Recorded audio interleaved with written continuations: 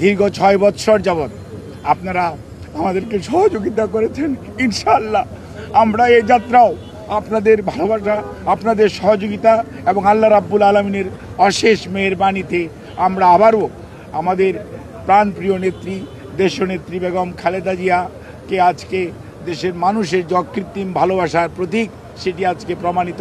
UK থেকে ওনাকে দেখার জন্য বিশেষজ্ঞ আসবেন এবং ওনারা দেখবেন, দেখার পরবর্তীতে ওনাকে যদি ট্রান্সফারেবল হয়, আমাদের যদি ট্রান্সফার করার প্রয়োজন পড়ে মেডিকেল বোর্ড মনে করে, তখনই ওনাকে সেই যথাযথ সময়ে ওনাকে চিকিৎসার জন্য দেশের বাইরে নিয়ে যাওয়া হবে। গুজব ছড়ানো এবং গুজবে কান না দেওয়ার জন্য বিনীতভাবে পরিবারের পক্ষ থেকে, দলের পক্ষ থেকে আপনাদেরকে আমরা অনুরোধ করছি। 3 বারের সাবেক প্রধানমন্ত্রী দেশনেত্রী বেগম খালেদা জিয়া এবার কেয়ার হসপিটালে গত 23শে নভেম্বর থেকে চিকিৎসাধীন আছেন এবং ওনার medical board professor doctor Shahabuddin Talukdar, professor doctor FM Siddiqui, professor doctor Nuruddin Ahmed, professor doctor AQM Mohsin, professor doctor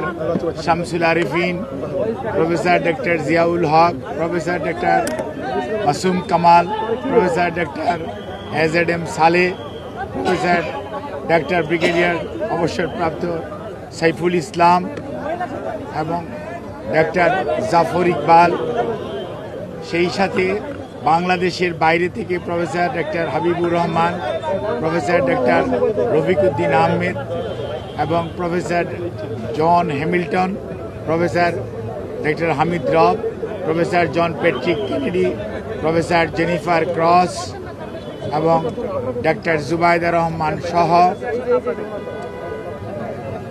America, UK এবং বাংলাদেশের চিকিৎসকদের যৌথভাবে গঠিত মেডিকেল টিমের অধীন চিকিৎসাধীন থাকা অবস্থায় ওনাকে গত 27 তারিখ থেকে সিসিউতে উনি চিকিৎসাধীন আছেন।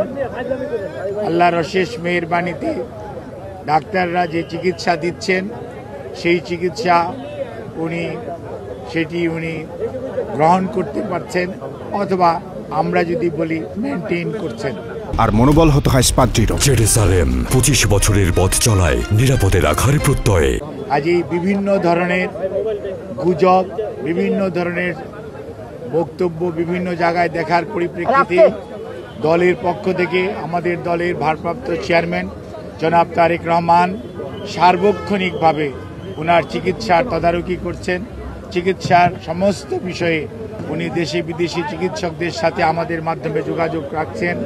দলের মহাসচিব এবং দলের স্থায়ী কমিটির সদস্য সহ সারা দেশের মানুষের ন্যায় প্রধান উপদেষ্টা পরিষদের সদস্য এবং বাংলাদেশের অন্তর্বর্তীকালীন সরকার সার্বক্ষণিকভাবে ওনার চিকিৎসার ব্যাপারে যথাযথ সহযোগিতা এই হাসপাতালের চিকিৎসক, নার্স এবং সকল কর্তৃপক্ষকে দিয়ে যাচ্ছেন এবং আমরা অত্যন্ত কৃতজ্ঞ।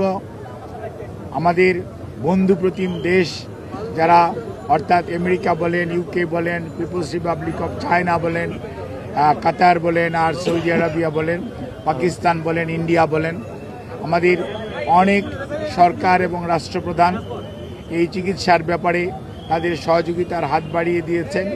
আমরা এই সংকটময় মুহূর্তে আপনাদের মাধ্যমে দেশবাসীর কাছে ওনার সুস্থতার জন্য দোয়া চাই এবং আল্লাহ রাব্বুল আলামিন যাতে দেশবাসীর দোয়া, সারা পৃথিবীর অনেক মানুষের ওনার প্রতি ভালোবাসা এবং দোয়ার কারণেই হয়তোবা উনি এই যাত্রায় সুস্থ হয়ে উঠবেন বলে আমরা আশা করি।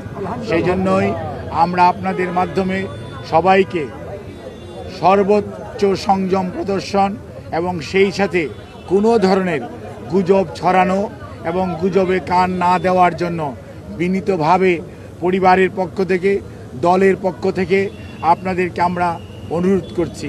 আমাদের দিবে সেটিও আমাদের দলের পক্ষ থেকে জানিয়ে দেওয়া হয়েছে। কাজেই সম্মানিত সাংবাদিক ভাই ও বোনেরা, আপনারা ধৈর্য ধরুন। দীর্ঘ 6 বৎসর যাবৎ আপনারা আমাদেরকে সহযোগিতা করেছেন। ইনশাআল্লাহ আমরা এই যাত্রাও আপনাদের ভালোবাসা, আপনাদের সহযোগিতা এবং আল্লাহ রাব্বুল আলামিনের অশেষ মেহেরবানিতে আমরা আবারও আমাদের প্রাণপ্রিয় নেত্রী দেশনেত্রী বেগম খালেদা জিয়াকে আজকে দেশের মানুষের যে অকৃত্রিম ভালোবাসার প্রতীক সেটি আজকে প্রমাণিত। সেই লক্ষ্যেই আমরা আপনাদের সহযোগিতা চাই। আমাদের ভারপ্রাপ্ত চেয়ারম্যান জনাব তারেক রহমান আপনাদের সবাইকে অনুরোধ করেছেন যে ধৈর্য ধারণ করার জন্য, এবং উনি সার্বক্ষণিকভাবে বিরামহীনভাবে দেশি বিদেশি চিকিৎসকদের সমন্বয়ে গঠিত মেডিকেল টিমের সাথে সার্বক্ষণিক যোগাযোগ রাখছেন। কাজে আপনাদের সহযোগিতা ছাড়া চিকিৎসা কার্যক্রম সঠিকভাবে পরিচালনা করা সম্ভব হবে না। কাজে কোনো ধরনের গুজবে কান না দেওয়ার জন্য আপনাদেরকে অনুরোধ করছি। আমাদের দলের পক্ষ থেকে জানানো হয়েছে, আমাদের দলের সিনিয়র যুগ্ম মহাসচিব জনাব রিজভী আহমেদ ওনার স্বাস্থ্য ব্যতীত অন্যান্য বিষয়ে আপনাদেরকে মাঝে মাঝে ব্রিফ করবেন। আর আমি ডাক্তার এজেডএম জাহিদ হোসেন দলের একজন কর্মী, আমি আপনাদেরকে ওনার স্বাস্থ্য নিয়ে ব্রিফ করব।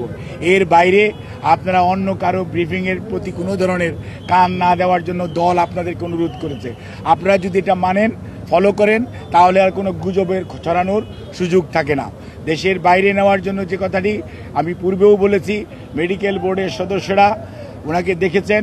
আজকেও ইউকে থেকে ওনাকে দেখার জন্য বিশেষজ্ঞ আসবেন এবং ওনারা দেখবেন।